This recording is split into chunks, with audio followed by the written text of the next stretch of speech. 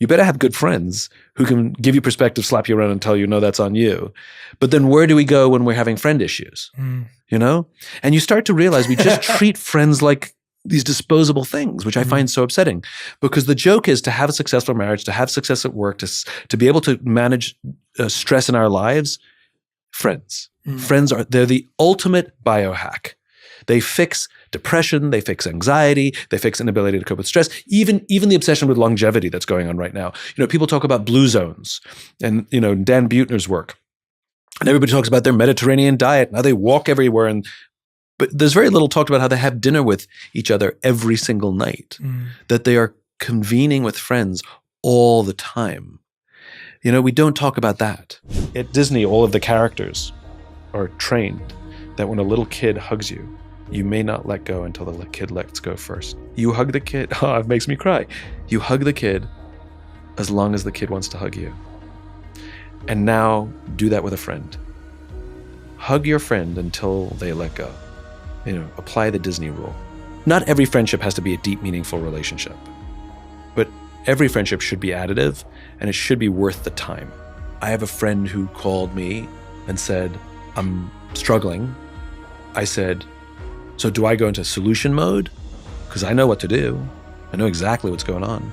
Or do I go into, nope, I got to hold space. This is what friends do. They hold space for friends in need. And so I just said, what do you need? Do you need me to hold space? Or do you need me to offer you some ideas? You know, one thing I've learned on my journey is that education has the power to transform lives. But for many, traditional college just doesn't work with busy schedules and financial realities. American Public University is designed to fit your life, not the other way around. With more than 200 online degree programs to choose from, APU's 8-week courses start every month. But what really stands out is the incredible value APU provides. Beyond their already competitive tuition rates, APU eliminates out-of-pocket costs like application fees and ebooks. And most students can take advantage of their opportunity grant, which gives you 10% off undergraduate and master's level tuition. Plus, you get access to comprehensive career and mental health resources to support your entire education journey. Whether you're looking to expand your knowledge, pivot to something new, or finally complete that degree you started years ago, American Public University makes it possible. Remember, investing in yourself is always worth it. Take the next step in your journey by visiting apu.apus.edu. It's interesting. I observed two types of people. One type of person was never that close to their family, and therefore friends became their family. Yeah. And then there's the other type of person that's so close to their family that they rely less on their friends. So when I look at my wife, she's really close with her mom and she's really close with her sister. And they are her friends. They act as her friends in all of the ways you mentioned. And when I look at me, someone who was less close with my family or my family unit, even though me and my sister are good friends and my mom is too, my friends became my family. Sure. So I'm very focused on developing community beyond family because that's what I've always had to rely on. And so it's interesting when you look at that because you're like, all right, well, is it that those of us who have family don't invest in friendships as much because we don't need them? I think it's a good question. I don't think it's an either or. I think it's a both. Yeah. And again, remember, if you go back to how we evolved, we're tribal animals. We lived in groups never bigger than about 150-ish, plus or minus. And what worked was you had your family, of course, but the community helped raise your kids.